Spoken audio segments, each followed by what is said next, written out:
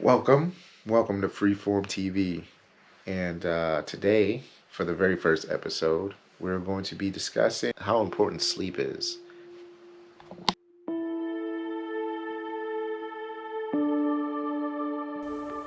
The world hangs on a thin thread. I do not believe in fairy tales about chakras or energy. Spirit. We are made of matter and nothing more.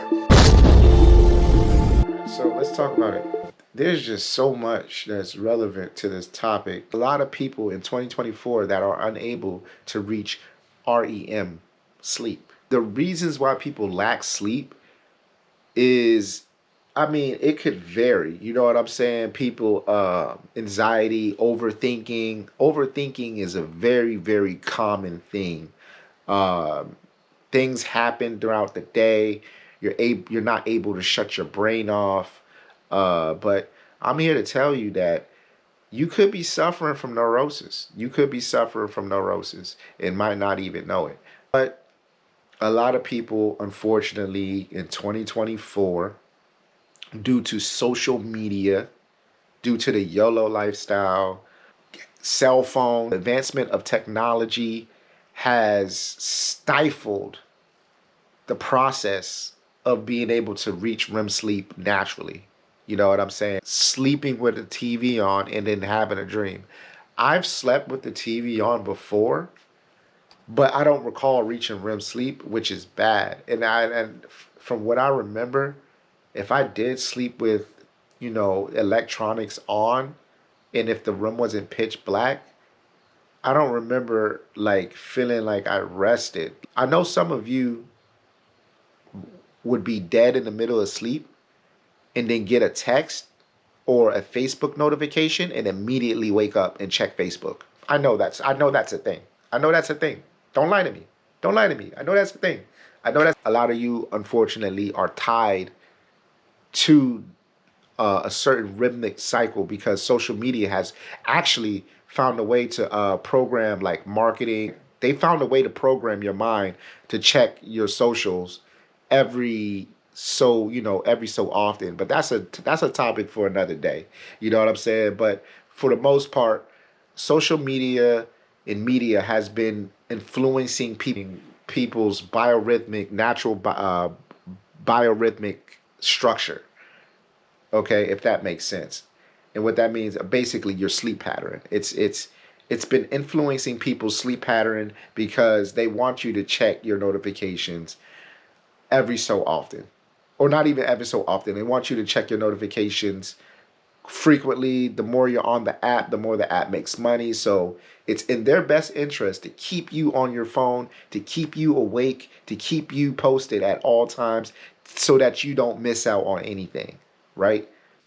You have a lot of things stacked against you when it comes to trying to acquire or reach REM sleep. Okay, with that being said, we got to start analyzing the traits and then examining ourselves and then examining the people around us. The symptoms for neurosis includes hostility, irritability, depression, and anxiety. Anxiety and depression being the most biggest common traits.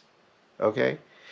Okay, so now that we talked about the cons, the potential cons and what to watch out for in individuals who suffer from neurosis, let's talk about the pros of why me personally I enjoy sleep and reaching REM sleep and the benefits that I've noticed in myself. First, we gotta think about like what is a dream? You know what I'm saying? And a dream is basically a medium in which the subconscious can communicate to the conscious. Okay, why is that important? Because it's basically like a caller ID. Okay, sometimes you're not home all the time. Okay, you're not paying attention to everything. Okay, you may be upstairs. You may be downstairs in the basement playing video games. You may be in the kitchen cooking, and so as you go to sleep at night and as you're laying down, you get missed calls in the form of dreams from your subconscious. it's interesting what you could do, because dreams are not only a message board, but it also serves as a gateway. It serves as a gateway to your true inner self. What do I mean by this? What I mean is, you can take what is called lucid dreaming, your ability to control when you become aware that you're in a dream. Because the tricky thing about dreams is sometimes we don't consciously realize that we're in a dream. But depending on how strong your cognitive function is, a lot of people with high cognitive functioning are able to recognize that they're in a dream. But not only that they're able to recognize that they're in a dream, they're able to control their dreams. And what I mean by control is control certain aspects, depending on how powerful. I mean, it depends on how powerful the dreamer is, the extent to which they can manipulate the dreamscape. But I got some stories, and I'm telling you, it's mind-blowing. It's mind-blowing. Rather it be to conjure people, conjure items, objects, doors, which we'll get into later, the type of things that you can conjure. And the most important thing is the insight it gives us into our own character. Okay, so it's basically, what I'm saying is, in a dream, you're not able to respond consciously. You're responding off of instinct. Okay, so it's safe to say what you would do in a dream is what you would do in real life, presented the opportunity. So it acts as sort of a simulator. Okay, the dreamscape acts as a message board and a simulator. Okay, but it lets us know who we are by the choices that we make in our dreams, our actions. But not only that, since it is conjured by us, the dreamscape, the surroundings, the color of people's eyes, the color of people's dresses, the color, everything within the dreamscape. I want you to think about the movie Inception. Okay, I want you to think about the movie, the first time you seen the movie Inception, and all of the AI, like basically how the people responded to the foreign people who, the dreamer, all that stuff. Molly, basically Molly was his subconscious. Like, it was it's one of my favorite movies personally, because, and we actually have to do a review and breakdown of Inception, actually, because I think it's really important that we understand how, the psyche, how the subconscious sometimes even turns on the dreamer due to basically failure to be receptive to the subconscious's warning. The subconscious can actually turn on you, okay? Which is a topic for another day, because, it deserves its own topic within itself. So we'll be doing kind of like a review of the movie in conception, paired with the idea that the subconscious can, in fact, turn on you if you fail to comply with its messages. Okay? And Carl Jung would describe this phenomenon as being shadow possessed. Okay, which is the result of a unhappy anima in a male and animus in a female. Okay, so we established that it acts as a message board, it acts as a simulator. There's a third important aspect in which I discovered on accident, and it turns out I'm not the only one that discovered it, is the idea of OBEs, or out-of-body experiences, also known as astral travel, okay, which I have plethora of experience in, because I did it on accidents. It's almost as if I was dragged out of my body a couple times.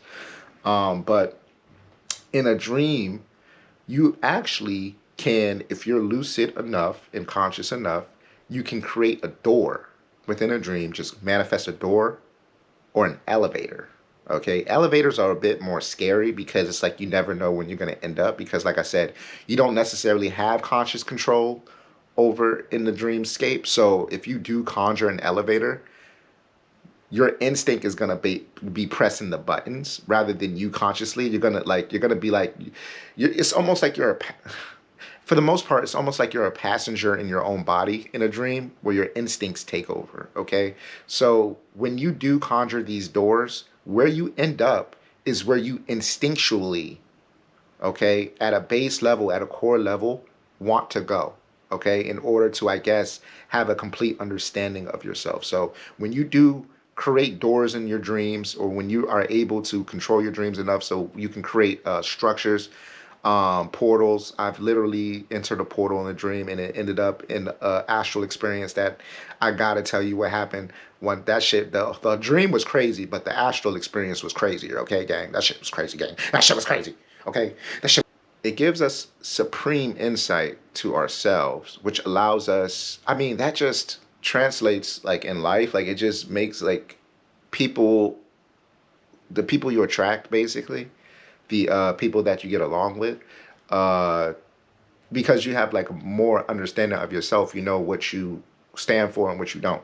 You know what I'm saying? Basically, like, you know, like, oh, nah, you know what I'm saying? Based on, you know what I'm saying? Oh, no, you know what I'm saying? Like me, like, would it look like me hanging out with a non-dreamer? You know what I'm saying? What I mean by non-dreamer? What I mean by non-dreamer? Would it look like me, you know, hanging out with people that don't take their subconscious seriously? You know what I'm saying? Like they think, you know, oh man, like either they hardly have them or they don't acknowledge their dreams at all. Like it just, there's no self-reflection in that individual, bro. There's a correlation. I'm telling you, there's no self. Those people typically don't have any self-reflection. So it's like I don't even bother. I don't even bother with them. People who are people who don't, like, if you can't go to a restaurant by yourself and you're, or like if you're afraid to be, there's people who are afraid to listen. Damn, bro, there's so much shit, bro. Hold on, gang. Listen, there's people there's people who are afraid to be alone. You know what I'm saying? Because they don't got a rich inner world. They got nothing. There's no reflection. There's no, because it's like a lot of times when they spend time within themselves, there's an emptiness, or basically they don't like, you know what I'm saying? They don't like the conclusions that they come to, because the subconscious is always working. So it's always sending you random thoughts. It's always, the subconscious is always sending you, you know, wanderings, you know what I'm saying? Boom, boom, boom. And like I said, some people choose to miss him a lot of times. Some people choose to miss those signals. So that's why we do dream, you know what I'm saying? That's why dreaming is so important. Dreams are multidimensional, okay? Because I'm gonna tell you, do you know how many inventions were inspired by a dream? Do you know how many inventions? Do you know Albert Einstein? Do you know that the periodic table? If you fail to acknowledge dreams, you're failing to acknowledge inventions, nigga. That affects your reality. Stupid ass boy. Dumb ass boy. Not only do dreams serve as a message board, a simulator to the insight to yourself, a portal, a gateway, astral plane, OBEs, it also serves as inspiration for many inventions that we know today. Okay? I'm talking about the sewing machine, the periodic table, Einstein's theory for relativity. He had a dream about like, I ain't gonna get into it all. You got to look it up. But Einstein, that came from a dream. The scientific method, Frankenstein. There are a lot of inventions in science, culture, and math that came from dreams. So when you deny your dreams, you're denying yourself genius.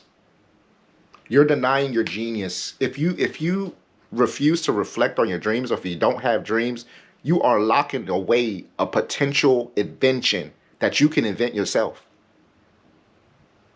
Okay?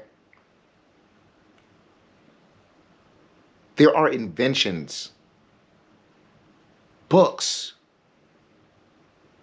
Twilight. You know what? Everything I just said up until now may be discredited. It's like soon as I tell y'all, like Twilight, the movie Twilight, the book Twilight, all came from a dream. I'm sorry. I guess you didn't have to know that. But it's my duty to inform you what I know. Okay? So, with that being said, to deny your dreams is to really deny your genius. Okay? And we'll break this down in future videos. It was lovely having a chat with you guys. Until next time, thank you for tuning in. Can it be copied quite successfully outside of Jamaica? Well, you see, where I feel about the music, it can be copied, you know, but it's not copied, it's the feel, you know? Yeah. We are the great danger. Psyche is the great danger. What if something goes wrong with the psyche? See? And so you see, it is demonstrated to us in our days what the power of the psyche is for man. How important it is to know something about it, but we know nothing about it.